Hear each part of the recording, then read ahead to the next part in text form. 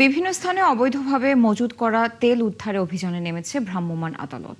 এরই মধ্যে চট্টগ্রাম শেরপুর ও মৌলভীবাজার থেকে বিপুল পরিমাণ তেল জব্দ করা হয়েছে। চাহিদা বাড়ায় তেল নিয়ে দুর্নীতি ও কালোবাজারি হচ্ছে বলে মন্তব্য করেছেন খোদ জ্বালানি মন্ত্রী। মজুতকারীদের বিরুদ্ধে অভিযান জোরদারের নির্দেশ দিয়েছেন তিনি। এদিকে জ্বালানির সংকট মেটাতে ভারত থেকে ডিজেল এসেছে 5,000 মেট্রিক টন। প্রতিনিধিদের তথ্য ও ছবিতে বিস্তারিত। মধ্যপ্রাচ্যের যুদ্ধে জ্বালানি সংকটের আশঙ্কায় তেলের চাহিদা বাড়ায় সারা দেশের পেট্রোল পাম্পগুলোতে যানবাহনের দীর্ঘ সারি। বন্ধ রাখা হয়েছে অনেক পাম্প। এই সুযোগে এক শ্রেণীর অসাধু ব্যবসায়ীরা অবৈধভাবে মজুত করছে জ্বালানি তেল। ফলে সরবরাহের বিপরীতে স্পষ্ট হচ্ছে সংকট। এই অবস্থায় অবৈধ জ্বালানি মজুতের বিরুদ্ধে অভিযানে নেমেছে ভ্রাম্যমাণ আদালত। শুক্রবার চট্টগ্রাম শাহ আমানত আন্তর্জাতিক বিমানবন্দর সংলগ্ন এলাকায় 2 দফা অভিযানে জব্দ করা হয়েছে প্রায় 6 টন ডিজেল। একই সঙ্গে ডিজেল লোডিং ও আনলোডিং এর কাজে ব্যবহৃত 3টি পাম্পও জব্দ করা হয়েছে। উদ্ধার করা ডিজেল ও সরঞ্জামের আনুমানিক মূল্য প্রায় 8 লাখ টাকা। যারা ব্যবসা করতেছে এরা তেলের গাড়ি নিয়ে যায়, তেলের গাড়ি দ্বারা এখানে দেখবেন তেলের গাড়ি দ্বারাই তেলের গাড়ি থেকে তেল চুরি করে নামায় এরা।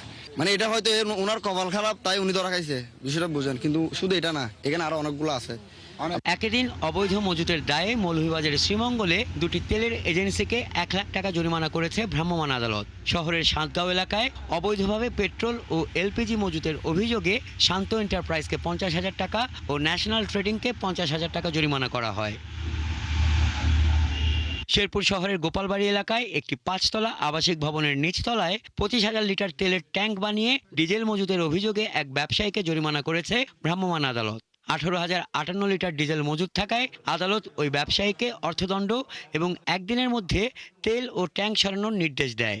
আমরা এখানে এসে যেটা দেখতে পাই যে এখানে ডিজেলের মজুত করা হয়েছে, যেটা একটা আবাসিক ভবন। তো এখানে আইন অনুযায়ী আমরা মোবাইল কোর্টের মাধ্যমে তাকে আর্থিক দণ্ড প্রদান করি। এদিকে সিরাজগঞ্জের সায়দাবাদ এলাকায় 68 মেগাওয়াট সৌর বিদ্যুৎ কেন্দ্র পরিদর্শন শেষে জ্বালানি মন্ত্রী জানান, হঠাৎ করে তেলের চাহিদা বেড়ে যাওয়ায় কালোবাজারি হচ্ছে। তেলের কোনো সংকট নেই বলেও দাবি করেন তিনি। তেল সরবরাহ সবসময় আছে এবং আমি সারা দেশের আমাদের জেলা প্রশাসক, এসপি এদের সাথে কথা বলেছি, তারা মনিটর করছে। তবে এই যে হঠাৎ করে বেড়ে যাওয়ার মধ্যে দুর্নীতি আছে এবং সেটা ব্ল্যাক মার্কেটিং হচ্ছে, সেটা অলরেডি সিরাজগঞ্জে ধরা পড়ছে 2টা এবং সারা দেশেই ধরা পড়ছে। অন্যদিকে যশোরে এক অনুষ্ঠানে জ্বালানি প্রতিমন্ত্রী জানান, আগামী এপ্রিল পর্যন্ত জনগণের জ্বালানি তেলের চাহিদা মেটানোর সক্ষমতা আছে সরকারের। জ্বালানি তেলে প্রতিদিন 167 কোটি টাকা ভর্তুকি দেওয়া হচ্ছে বলেও জানান তিনি। আমরা সরবরাহ ব্যবস্থা স্বাভাবিক রেখেছি।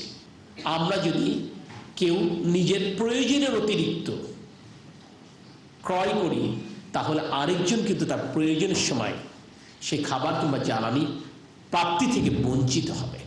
এছাড়া জ্বালানি সংকট মোকাবেলায় ভারতের আসামের নুমালীগড় রিফাইনারি কেন্দ্র থেকে পাইপলাইনের মাধ্যমে 5,000 মেট্রিক টন ডিজেল পৌঁছেছে দিনাজপুরের পার্বতীপুর রেলহেড ডিপোতে। শনিবার আসবে আরও 7,000 metric ton diesel. Hasan Ahmed, 71।